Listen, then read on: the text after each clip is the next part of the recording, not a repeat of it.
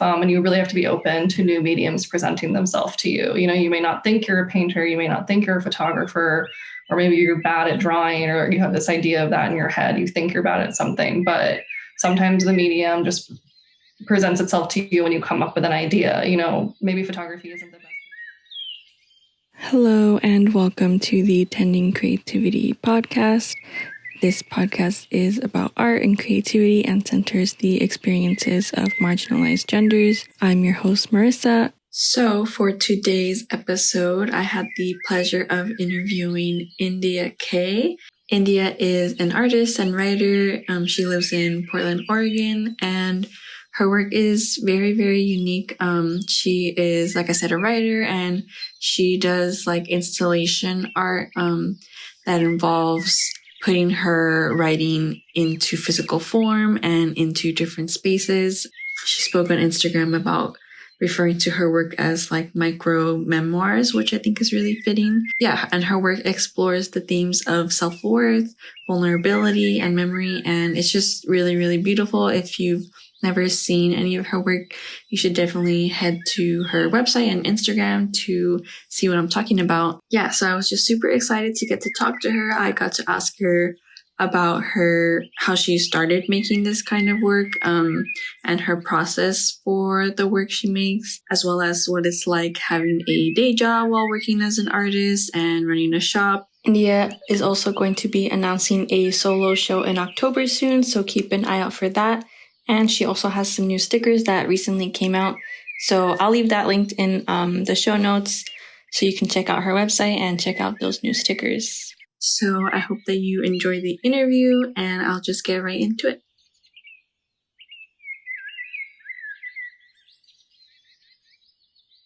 I wanted to start just by asking you to introduce yourself and what you do. Yeah, so my name is India. I am a installation artist and writer. Cool. So I wanted to start back, kind of like ask you about your like childhood and upbringing and your relationship with like creativity and art. What was like your relationship with that growing up?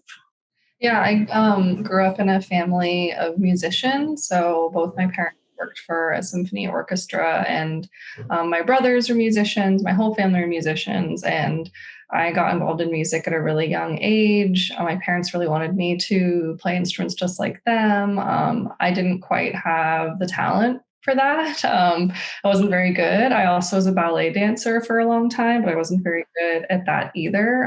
So I was definitely surrounded by creativity, but I oftentimes didn't really know where to put the energy because I was into these hobbies that I wasn't really excelling in. And even though they were fun and I liked them, ballet and instruments, especially when your parents are professional musicians, are really intense. Especially ballet. It just was not where I wanted to be focusing my time. And I was really bad in school. Like I hated school. So I was always wanting to do things outside of school. And then one summer I was on a road trip with my family, and my dad got me a disposable camera to use on the road trip. And I just completely fell in love with photography, and I thought it was like the coolest thing ever. And I started taking a lot of photos, and then I quit all my extracurricular activities and instead started taking photo classes at like a school. I started like buying old cameras and buying film, and I just got very, very into photo. And that was kind of how I discovered like my own artistic outlet that was different from my family's. My dad would always joke that like I'm the one that's in the static arts and the rest of the family's in performing arts. But I just totally fell in love with it. And I ended up going to art school and studying photo. But that obviously evolved into so many different types of art forms while I was in school. But I was really lucky to grow up in a household that really valued art and art education and creativity. Like growing up, I thought that everyone could just do whatever they wanted when they were older because I saw my parents doing that. They love music. They love working in music. So I thought, okay, I'm going to grow up and be an artist because obviously everyone gets to do that. And which is obviously not true. But I was just really felt fortunate to be in a home where that was the mindset. And I didn't really think anything otherwise until I got to college and started realizing, that's a difficult field to be in. Yeah. Wow. That's really interesting. And that is really special that you did get to like grow up in that environment. Yeah, I wonder, I want to ask you more about that, but I'm also wondering, like, want to ask you more about like that experience in college, kind of like, I guess like your world opening up in that way. But I'm curious, what age did you get that camera, if you remember? Oh, I must have been maybe 12 or 13. Oh, cool. And then I had a digital camera before I had film cameras. I had a DeviantArt account. I'm not sure. Hmm. It was like an art website where you posted your art. It still exists. I haven't been on mine in a really long time, but I found this kind of online art community. Found my college that I really wanted to go to that was a really cool art community. A lot of stuff happened online for me, actually, when I think about it, which is a whole nother subject in itself. But yeah, I was pretty young, but not, some people tell their stories and they're like, I got my first camera when I was 5 years old. And I was definitely like firmly in high school or on my way to high school before I really figured out what I liked to do with my time. I mean, that is still like very young. So It is. but it is crazy how like I feel like when you get into like a smaller, like, I guess, subsection, because like some people will be like I just said, like, wow, high school or before high school, that's very young. And then I feel like if you had like a group of people who, like, the majority of them didn't start knowing like their interests until high school, and then you have a few who they got their interests when they were like you said, like 5 years old, they'll be like, oh dang, like I got this like later in life. And it's kind of weird because, sorry, I'm kind of like going on a tangent, but it reminds me of like, and I see this kind of like other people say this, how, at least this is what my experience is like when I'm a certain age, because I'm 27. But like when I was like even in my early 20s and even now, but now I'm more cognizant to resist it. But like in my early 20s, I'd be like, I'm too old to do like XYZ. Yeah. And I see people of like different ages say that they have that mindset as well. So that just kind of reminded me of that too. Yeah, it's funny. I feel like I can't believe I'm in my 30s now. I feel like I'm still really young, but I know I'm not. I still feel like I'm learning things every day. I can't believe that I thought, something I did when I was 25 was the peak of my artistic career. I mean, there's lots of peaks. Like the truth is there isn't one. There's lots of peaks, lots of valleys, and you'll do lots of cool things and have a lot of fun with a lot of different people and collaborate. And it's hard to pinpoint one specific moment. It's hard to pinpoint one specific moment that is the penultimate moment where this is it. It's happening for me. This is the best thing ever. When in reality, it's going to be lots of little things that add up to that feeling. Yeah, definitely. I feel like that's like a special thing about getting older is kind of realizing that, and like there doesn't necessarily have to be like a certain experience or feeling that comes along with your age. It's kind of just like whatever is happening is happening, and that's fine. Yeah, exactly. I also had one more question about your kind of like childhood experience, because I took piano lessons from age 12 to like 15, and I did like pretty good in it, but as opposed to you, I didn't grow up like in an environment where there was artists or musicians really. So like for me, it was just like an extracurricular activity, but the teacher I had, like, she did put me into like some programs, and I like towards the end of my time with her, I was in like a competition, or like I would go to like conventions from her recommendation. Like she wanted me to do all these things because she actually, I'm like bragging a tiny little bit, she told me that I was like her best student that she had ever had.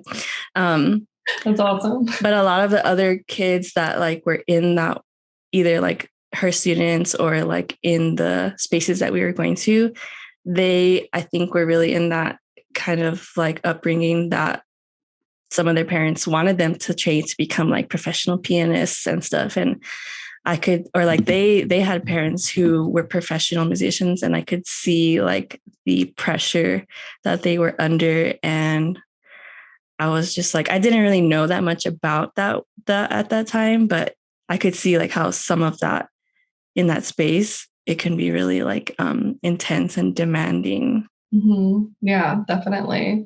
I think my parents were pretty good about not doing that, but it would have been really easy for them to, because they're from the professional world, and it was classical music, so like a whole nother thing in itself.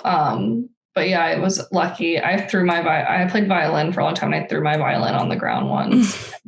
If they didn't get that angry at that, then it was a pretty good sign, and they didn't. So, but I was so frustrated. I hated playing the violin so much. It's such a hard instrument, and for it to be a very popular starter instrument for kids, it's shocking to me. It's extremely difficult to play. Yeah. I did piano after violin, which is kind of backwards, but I wish I had started with piano. Maybe I would have liked playing instruments a little bit more, but violin's just uncomfortable to play and a little painful sometimes even. Yeah, it definitely seems so, because I was in orchestra, in my high school orchestra, in middle school and high school, and I was always like very intrigued by all the violinists in there. Nice. Cool. So I know you mentioned like when you got to college, you said you majored in photography. Mm-hmm. Can you talk about like your high school experience? Your college experience. Yeah. I kind of went into college thinking in a very linear way. Like you get to college, you study something, you get good at it, and then you leave and you get to do something related to what you studied. And that really is obviously not what happened, and not what happens to anyone unless, you're going to medical school or something, then you kind of have to do it like that. But my school was kind of a weird college. It was sort of like an art school, but it was technically a liberal arts school, and there weren't really majors or grades. It was really small. It was kind of like a build your own major program. I really liked. My high school was really strict and regimented and very intense. So having that freedom in college was very exciting for me. And it really allowed me to explore a lot of different mediums. I definitely thought I wanted to be a photographer and that was what I was going to do because that's what I loved in high school. But I actually didn't get into a photo class because they were so popular until my second year of college. So for the first couple of years, I knew I wanted to focus on art at the very least. So I ended up taking some painting classes and drawing classes. And that just kind of got me thinking about other ways that I could be honing my skills or using, themes and ideas. And college is really where I learned that art is about what interests you and what messages you want to convey in your work more than the medium itself. And you really have to be open to new mediums presenting themselves to you. You may not think you're a painter, you may not think you're a photographer, or maybe you're bad at drawing, or you have this idea of that in your head. You think you're bad at something, but sometimes the medium just presents itself to you when you come up with an idea. Maybe photography isn't the best medium for me to express some of the things I'm doing in my work now. And so I have found this new medium of these, floating word hanging sign installations. And I think the program that I went to was really perfect for that because it allowed you to bounce between different mediums as much as you wanted. So even though I was primarily taking photo classes, I got to take an installation class my junior year. I took some painting classes. I took a class all about the study of color. That was really incredible. I took an art class about the concept of utopia. That was really interesting. So to me, that was like the perfect environment to be in because I got to just think about ideas as opposed to being like, I need to be really good at one thing, which isn't to say that you shouldn't be good at, it's an amazing skill to have. And obviously I know how to take photos and I'm technically skilled at it, but I didn't study, installation art specifically. I just kind of let ideas come to me and explore different mediums through all the classes I took. And my school also had a semester we had to go get a job somewhere. So we had like a fall semester and then go work for 3 months and then a spring semester. And it was during those like work semesters that I realized it's really okay to be an artist with a day job. I still have a day job. I've always had a day job. I've never been a full-time artist.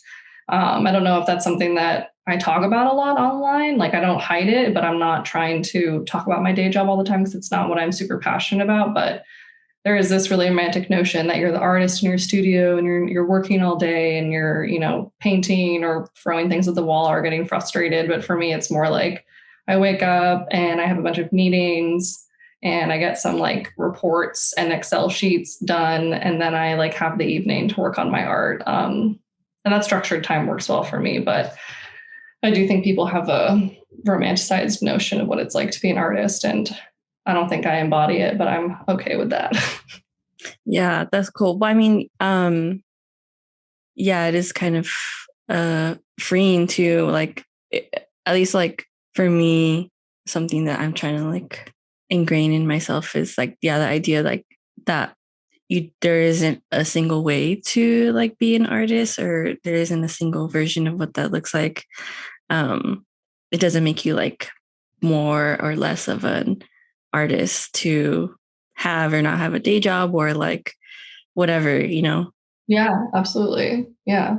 Yeah, I think it's also just kind of a dangerous, I don't know. I like that my art isn't the way I make money. And I'm not judging anyone who does do that. I think I'm kind of jealous sometimes that someone gets to just make their work and like make money off of that. But I'm happy that I can detach my financial income from my art because my art isn't dependent on what's selling and what's making me money. I can just make whatever I want.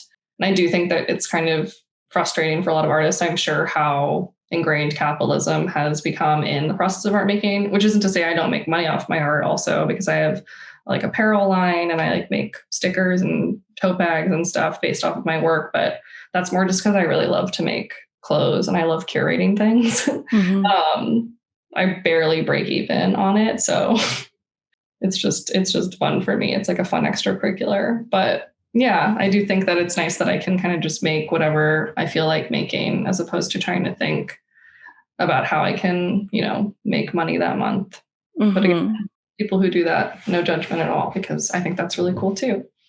Yeah. When you you said like when you had those like work months in college is kind of when you started realizing that. Was that kind of process of changing your mindset about how to be an artist difficult, a relief? What was that like when you kind of first started to have that mindset shift, if you can remember? Yeah, I think it probably was a relief because there's also a limit to how much you can engage with your own work. Even if I think even a full-time artist would agree with me, again, everyone's thought is that you're like working, I don't know, I feel like people think like if you're an artist, you're working at your craft all day and then maybe you're doing other things, but you're like treating it like a day job. And to me, like you can't have that much time with your work. Like you need time away from it. So I think when I started to realize that I could take a step back from my work and not be like a bad artist or like bad at it. Like I could take breaks if I was feeling frustrated or upset. Like I remember one time in this class in college, we were having like a critique. It was a painting class and we were in crit. And I expressed that sometimes I get really frustrated with my work and I get frustrated with art in general. And I just like need a break. And this guy in my class was like, "Oh, I don't think you're doing it right. Like if you get frustrated with your art." And I was like, that stuck with me for like 5 years after. I remember even when I graduated and moved to New York, like I still thought like, oh, I'm a bad artist if I like need to take a break, or like I'm a bad artist if I don't feel like making stuff today. And that's just not true. We all need a break from anything. You need a break from like people that you love even. So it's not unnatural or weird or wrong. But what he said like really stuck with me for a long time because I felt like it was right and it was true. But I was really lucky in New York too to like know a lot of amazing artists there. I meet a lot of cool people who I think helped me see it's okay. Plus, what are you going to make art about if you're not going out and having a few experiences? You need to take a step back and think about things from other perspectives. But I do think, and to answer your question, it was more of a relief than anything. But I was also a little disappointed because I maybe had a romanticized view of what it's like to be an artist. And I think a lot of those things are what I'm talking about, funny enough, here in this interview today, like all the things that I thought were true about being an artist and what it's actually like. It's both a relief and it was both disappointing because everyone wants to be that like, artist in their studio toiling away. Yeah. Yeah. That's so interesting about what that kid in your class said. Yeah. Because I also feel like there's probably people who would have like the opposite opinion. Yeah. Because I feel like it could go either way. Like there's no right and wrong, but there's probably people who would even argue like against him and be like, you're doing it wrong if you don't need to take a break from your work. Yeah, it's true. Like I remember thinking like, man, does this guy like everything he makes? That's like either he's not good at it or he has like the most amazing self-esteem ever, or like both. I mean, there are a lot of people like that in art school. Yeah. I miss it because I miss having an artistic community to talk about my work with, but then I don't miss some things about it like that. Yeah. I feel like, I mean, I totally don't know this person. And this is just like me coming up with like a hypothetical idea of him. But I feel like a lot of people, it's kind of like something that's kind of true sometimes because it's like a meme, not a meme. Yeah, I mean, sorry. Yeah. So like, because if he's a guy, like probably just like that male ego or like male artists who just like think their work is like always amazing when it's actually like bad. Not saying that was him, but no, that sounds great from what I remember about him. No, it's true. And that's just now when I think about how young I was in college, I can't believe I was 20 and thought like, what I was saying was original or whatever. But I think a lot of art, when you start making art, it's totally okay to imitate. Like my first few photos that I really liked that I took were just complete Francesca Woodman ripoffs. Like I think everybody goes through a Francesca Woodman phase when they're like a sad girl photographer. She was like this amazing photographer. She died super young, but her work is just really haunting and ethereal and weird. And I discovered her through like a class I took in high school and just totally fell in love with her stuff and basically like copied her work for a couple of years. But I think that's good to start out with. I don't remember why I started talking about this, but the point is, just that I thought, when I was 20, I was having these, I'm like, wow, this is like the best thing I've ever made. And now I'm 32 and I'm not sure if I've ever made anything good ever. Yeah, it's like that idea of like when you start out with something, your idea of how much you know is like over exaggerated, and then when you get like better, it's kind of like medium, and then when you get even better, your idea of what you think you know plummets. Yeah, exactly. I've been using that analogy a lot. I moved to Oregon 3 years ago, and just after, I guess just in the last year, I've started playing a lot of pool, like billiards and bars. And I don't remember playing in New York ever. And I think that's because the bars in New York aren't like big enough for pool tables a lot of the time, but there's a lot of pool here. People love it. And when I first started playing pool, I thought I was like pretty okay. Like I was like, wow, for a beginner, I'm really good. But then the more I learned about pool and the more I know, the less good I think I am. Like when I didn't know anything, I thought I was okay. And now I know a lot more and I know I'm bad. So it's kind of like the more knowledge you gain about a subject, the less you're going to think you're proficient at it because you just have more information about how not good you are. Exactly. Yeah.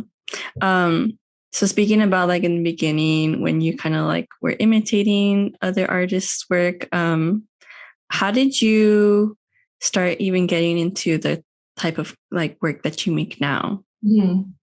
I imitated someone. I was in an installation art class in college, and I've always been a really big writer. I've always loved to write, but I always really struggled with how to incorporate writing into photography. Didn't really see, if you sometimes text can read as a caption to a photo if it's incorporated somewhere, and I didn't want them to be like captions. I wanted them to be like, full on their own pieces, but with my photos. So I kind of put that idea on hold for a while. And then in this installation class, we looked at the work of Robert Montgomery, who is an installation artist who makes giant neon signs of phrases that he's written. They're like poems. They're beautiful.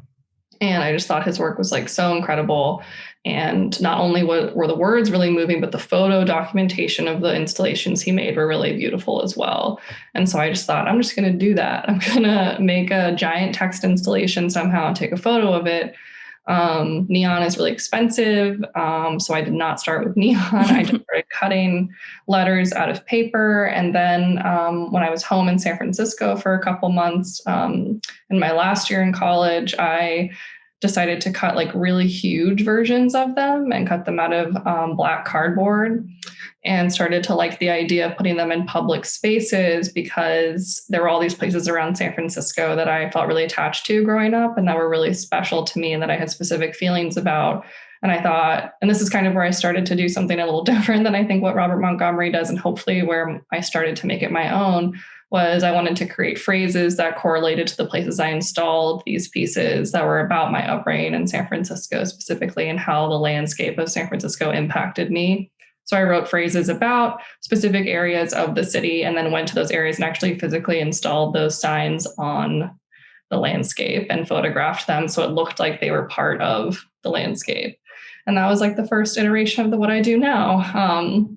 And when I left college, I started making them smaller and doing them in my bedroom because New York is just a really big, intimidating city. And I didn't have a lot of space in my apartment. So I just naturally started moving to a smaller scale. Then they started becoming more intimate. And then they started becoming more autobiographical and more about like themes that interest me in my work now, like nostalgia, memory, self-worth, self-awareness, our past, thoughts, things like that. And it just kind of grew into what it is today, which I think is very different. I mean, now they're much more delicate and small, and I really like them to be able to exist in any environment. Like I installed the same piece in multiple places, and I like that the meaning holds, but the interpretations are different depending on where I put it and who's looking at it. As opposed to me like enforcing my belief what it means onto a landscape. It's more like they can exist in any experience and everyone finds meaning in them, and they're always going to be different. Yeah, totally. I love that kind of like beginning phase of you going out and installing it like in familiar places. It kind of reminds me of graffiti in a way, but like not permanent, like, just a different version of graffiti. Yeah, which I like too, because I feel like this is kind of like unrelated, but related. Like graffiti is also very male dominated. Mm-hmm.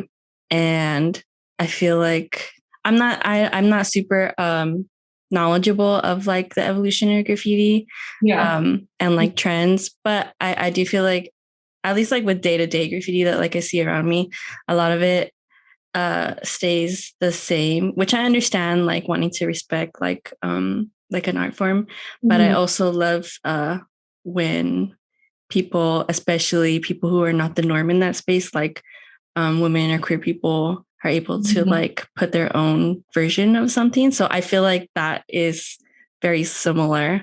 And I love that. No one's ever made that comparison before, but I really like it. Yeah, it's interesting. Yeah. You talked a little bit about the spaces that your work is in. So are there pieces that like you've made for specific spaces, and how do you approach that? Or would you say most of the time that you create work and then like it kind of just ends up in the different spaces that it ends up in? I think usually it kind of just ends up in the spaces. Mm-hmm. I definitely made work for specific shows, like on a specific theme, and I know the space it's going to be in, but yeah, usually they end up in a space kind of randomly, or I'll be walking down the street and I'll see a space outside that I really like, that I want to install something in, and I'll make something with that in mind.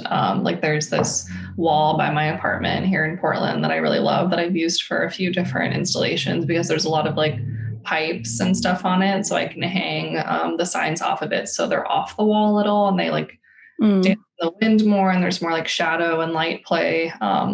In gallery spaces, if it's just a white gallery space, I really like to try and make it so that the piece is hanging a little bit off the wall in some way, so it's not just flat against the wall. I really like it when they are dynamic and have movement to them. Like sometimes I call them kinetic sculptures, because I like there to be a little bit of play in that. And they are physical objects and they are hanging. So I think it's interesting when they're able to you're able to see that, and it's not just something flat against a wall. A lot of people used to think that my work was like photoshopped, that I just like photoshopped letters onto photos. And I don't really have a problem with that. That's fine. But to me, it is important that they are objects and that they are tangible, because it feels like having your thoughts exist in a physical space floating in front of you, kind of like a thought bubble. And that's something that I really like about it. So I want that to register in the work. Yeah, definitely. It like gives it, at least for me, like when I see it, it's gives it kind of like more power. And that can either be like good or bad, like, because at least for how I interpret some of your work, like some of it kind of makes me feel lighter, and it feels good to like see that physical object. And then sometimes, depending on how I interpret something, like it kind of brings a feeling out in me that I didn't even realize like would have happened. And it's kind of like intimidating, the fact that I know it's not just like text on a screen. It's like, it's something physical. So yeah, I can definitely see how like I can understand like wanting to emphasize its physicality, because it does bring a whole new dimension to it. Yeah. Well, thank you. I like that a lot. Hello, I'm interrupting today's episode for a little announcement. I wanted to let you know that listeners of the podcast can get a free sticker that I designed for this show. It's totally free. All you have to do is leave a written review for the show on Apple Podcasts, and then you can screenshot your review and email it or DM it to me along with your mailing address, and I will mail you the sticker. You can view the sticker on our TikTok or Instagram. I'll leave a link and instructions below in the show notes. But yeah, leave us a written review to get yourself a cute free sticker. I'm really excited. I really like the sticker, so I hope you like it too. All right, now I will get back to the episode. What's that process like of writing for pieces? Like, do you usually like have dedicated writing time, or does it at this point, does it just come to you? What's that process like? It's kind of both. I try and make dedicated writing time, but I'm so bad at it. When I see it coming up in my calendar, I'm like, oh no, I have to write, which maybe is not the right answer, but I find that usually I'll just be having an experience, or I'll be somewhere, or I'll be thinking about something else, or I'll be like watching a movie or reading a book, and I'll just think of a phrase or think of something, or I'll have a thought and I really like it, and I just write it down really quickly in my notebook. And then usually from there, I'll expand on the phrase. But it usually starts with just one sentence, kind of like how the installations end up being. But I'll write a sentence and then write like a whole paragraph about that sentence, and then work it into a new one sentence that becomes the installation. But it's very random. Like I definitely feel that I get inspiration at random moments in the day, and then it comes from everywhere. And I don't really know when I'm going to resonate with something or feel something. So I just try and kind of always allow myself space to take a moment to write something down. I always have my notebook or paper with me, or at least my phone. And like my notes app has a bunch of notes from like the last 5 years of just things that I've used in my work. But yeah, it definitely becomes kind of random. Mm-hmm. Or do you still use black cardboard? Yeah, kind of. It's more black paper. It's black paper now. It's very light. And the original ones I used were maybe like almost an inch thick, and those are really hard to cut through. I use an X-Acto knife for everything, so it was very physically demanding on my hands. So now I use like a black cardstock, and I also like that because then they're, like we were saying earlier, they can move a lot more and be a lot more flexible. Even in indoor spaces, if there's like ventilation, they'll like move a little bit, which I really like. I did an installation once where I brought a fan and like had the fan behind something so that there was a fan going on it when the gallery was open. So yeah, I use that light material on purpose now, but I would like to do something a little bit more sturdy in the future so I can install them in different places. Mm-hmm. That process of you using an X-Acto knife to physically cut the letters out. So like, do you just cut the letters out each time you have a new piece to make? Or do you sometimes like just cut pieces of the alphabet out that you might use in the future? How does that work?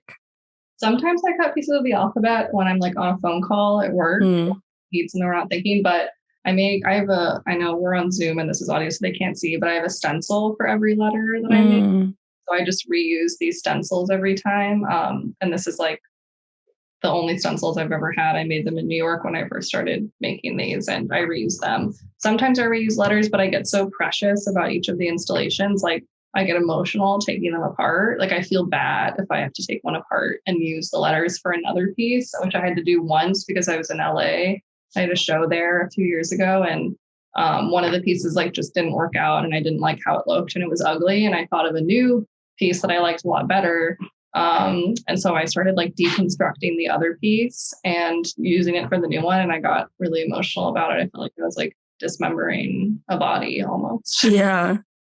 Yeah, definitely. Or like, if people have like a different analogy, I was thinking like if you paint like whiting or blacking out over like a fully done like painting to like start something new, which I know people do, like, but like doing it kind of like because you have no other choice, that I could totally see like how that's painful. Yeah, it was a little difficult. Even though I didn't really like the first piece I made, it was still hard. When you are in the process of cutting the letters out, how long does that take usually? Oh, it depends. So I've gotten pretty fast at it.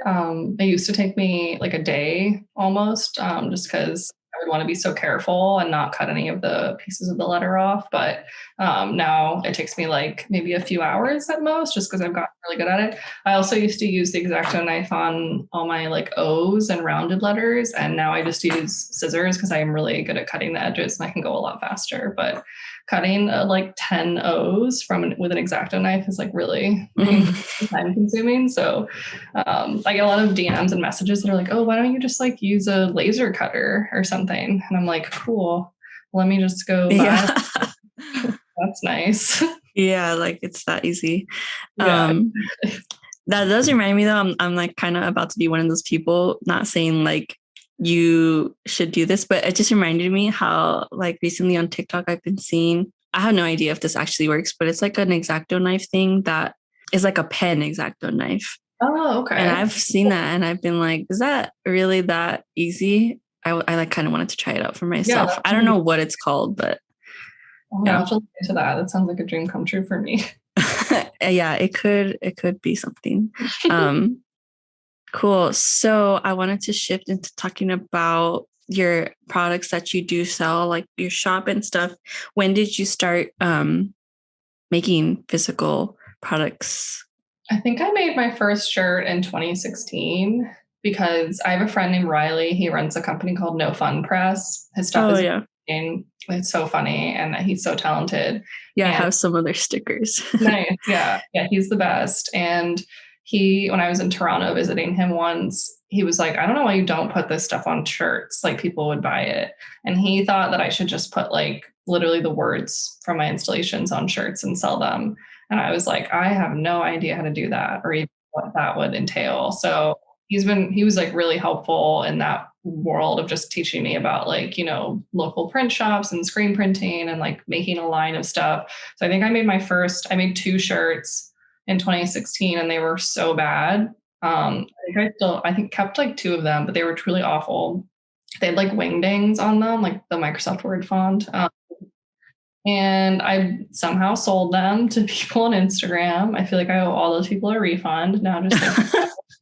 And then I started thinking like, oh, that went pretty well. That was cool. Like, what else could I make? And I had a friend in New York where I was printing everything who worked at a print shop and who was also really helpful in like bringing me into the print shop and teach me how to screen print and do all the stuff in there. And I just started like getting better at designing. I think like I was never a designer. I never took any design classes in college. I still don't think I'm a designer very good at it, but I definitely think that my stuff looks a little bit better than it did then. And it just grew from there. I pretty much totally revamped the line just this year earlier, and got rid of a few products, like retired some, kind of simplified it and got a whole new lookbook. And now it's like a really nice mix of things that I am going to keep building on. I'm really excited about that. But yeah, that's when I started doing it. It was 2016. And I shoot everything. In New York, I did everything in my apartment. Here, I have a little bit more space and I can, rent like some studio spaces and actually make it more official. But since 2016, it's like barely even getting to a point now where it feels like it's official and real. So it's taken feels to me like it's taken a long time. That's probably not that long to some people who have launched like whole companies, but 16, 17, 18, 19, 20, 21, 20. It's been like 7 years almost. Yeah. So yeah, it's like significant. Yeah. It is significant. I guess I haven't counted the years in a while. 2020 is the last year to me. So yeah. That's a lot longer than I thought now that I think about it. So yeah, it's been 7 years in the making and I think it's now just where I want it to be. We're getting there. Yeah. Cool. How do you decide what pieces to turn into products and like what products to have them as? I don't know. I think sometimes I just write something and I think like that'd be cool to have on a t-shirt. Mm-hmm. And I feel like some of them have done better than others. Like I've had a couple pieces I make that don't really sell super well. And I think it's because maybe the text is too like, thinky or ethereal or like weird. I do think that there is a certain like punchiness that needs to exist for clothes to be wearable and interesting and, to make people want to buy them. So some of the stuff that I make is more just in that world where I'm like, I just want to design something that looks really cool that people want to wear. And then some of it is more true to my art and more true to the art form where I'm trying to say something deeper, more interesting with it. So I'd like to think it's a mix of that. And I do think some of the pieces I write are like punchy in that way, but I think it needs to be a mix. But yeah, usually I ask people on Instagram too. I'm like, which ones would you guys want to wear? Yeah. I see your polls all the time and stuff. That's really good too, because I feel like when I see, because I don't know, sometimes I get like those like ads or like accounts of people who like are more so focused on like businessy things. And I'm like, even though I don't like sell stuff, I don't have a shop or anything. I'm like, but they're like, oh, top 10 strategies to whatever, sell your merch. 1, you got to get your audience's feedback, blah, blah, blah. So it's perfect, you know? Apparently I'm doing it right. Yeah. Yeah, it's so funny. I do it because I genuinely don't know sometimes. And also because I'm incapable of making any decision without like 10 people giving input before. Yeah. I'm the same way too sometimes. Yeah, I understand that. So I wanted to talk also, you mentioned it earlier. I wanted to talk more about having the fact that you do have a day job. And because honestly, like I totally like we said before, like there's no right way to be an artist. And I totally agree with that. But I'm just so like amazed sometimes because like a lot of stuff is online now, and like I follow a lot of artists, you know, and similar to you, they mostly share their art. They won't necessarily, not that they're trying to hide it or anything, but they won't most of the time be talking about the fact that they have a day job. So sometimes I'm kind of like trying to suss out like where's your money coming from? Like just because I'm just curious, I'm nosy, 1, and 2, like I'm like, I obviously it's not something that I should be doing, but I do compare myself to other people online and I'm like, damn, like, how are they doing it? You know, like what's wrong with me if I can't be doing it? And then the other thing about that is that I'm just amazed because it's a lot of work. And like right now I'm unemployed, but I was previously working full time. And I'm like, how the hell do you balance all of that? Like, it's so difficult. And I don't even have a shop or anything. Like I was just trying to make work like just to make work. So, I mean, props to you for doing that. It is, in my experience, it's been very difficult. So I want to ask, like, what is your experience with that? Yeah, it's really exhausting. I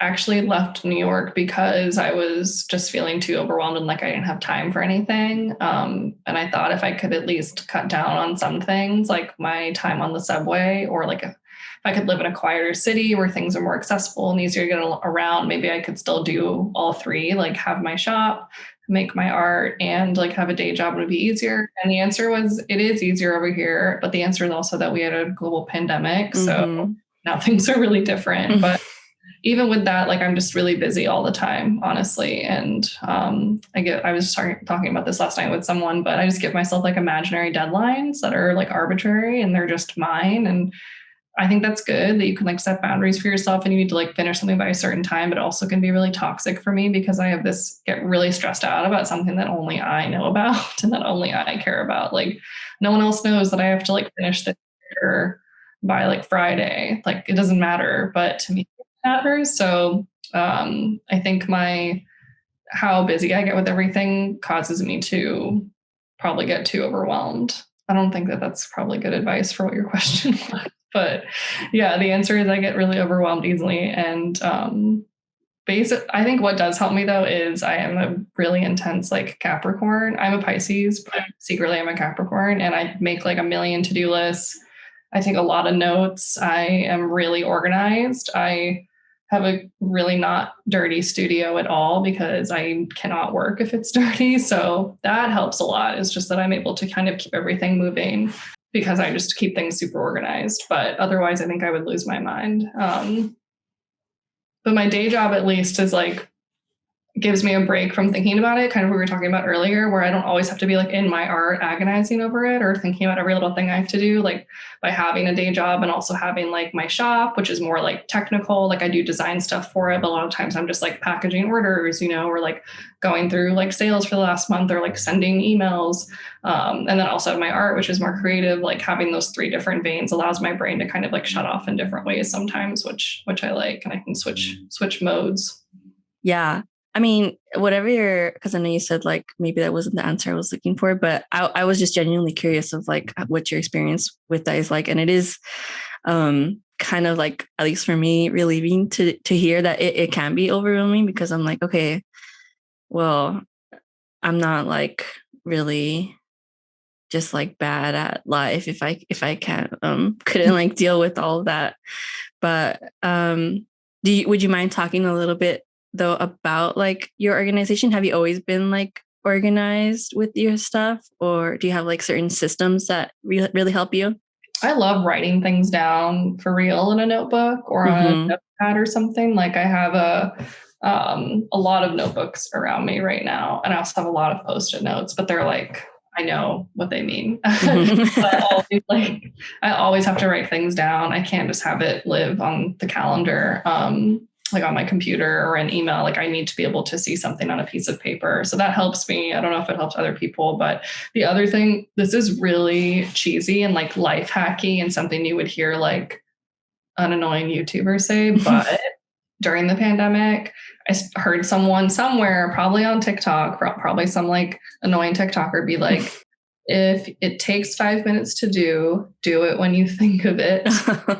And it honestly has changed my life. I'm not kidding. Like if I have like 5 minutes between a meeting and I'm like, oh man, I really need to like just go like wash a couple dishes from this morning, or like I just need to like Swiffer my bedroom, I just do it when I think of it. And that has changed everything for me. Instead of like making a to-do list for 5 things that take 5 minutes each, just like randomly having myself do it between the projects or between things has really helped me. Yeah, definitely. I have seen like stuff like that too. And sometimes I'm like, I'm trying to like get into that mode more often too. But it is funny because sometimes like I'll look at the comments and it's like, oh yeah, sure. And then some comments are like, no guys, it totally works. And I feel like sometimes I'm like both people. So I totally understand what you're saying, because like it's true, because I mean, yeah, like just do it. But then sometimes I'm in that space where I'm like, I can't. Yeah. Some days I'm just physically not able to do really like anything. I have a autoimmune like thyroid disease, and some days I'm just not in a good headspace and my body is not with it, and I just don't want to do any of it. Even if it takes, and like even 5 minutes is too exhausting for me some days. So it's definitely selective advice, and advice doesn't work for everyone. But I do know that also just like, I don't know, it doesn't, in the end, it's like, you just got to do what you want to do. Yeah. You can't make yourself do anything that you don't want to do. So yeah, totally. But yeah, that is something that when I am able to do it, it does definitely help me out too. Yep. So I know there's only a few more minutes. I wanted to ask you, I have one more question about like your day job. Do you ever feel, or maybe, let me try to rephrase this, because I think I saw on your Instagram that the current day job you have, you got within this past year, right? Yes, I just started like a month ago. Oh, okay, congrats. Thanks. Have you ever had day jobs? Basically, how do you navigate that? How do you navigate choosing what your job is going to be, your day job is going to be? Because like for me, I'm kind of in between right now, and I previously worked in like education. And if I do get like another job, I really, really don't want it to be in education, but I feel like then it's like hard to kind of like pivot industries.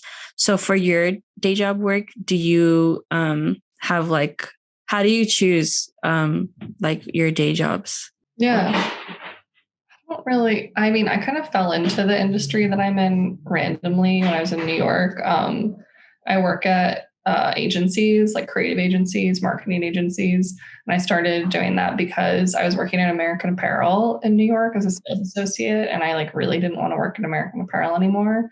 And my best friend was working at a creative agency, and she was like, "Oh, they have a few openings if you want to get into it. Like, it's fun. It is creative. So you get to like flex those muscles.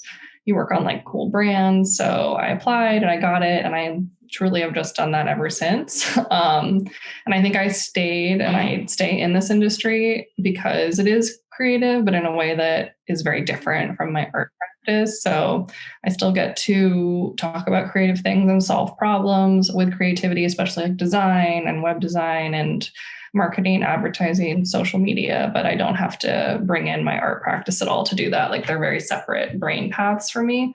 So I can do both. I did try and do something different recently.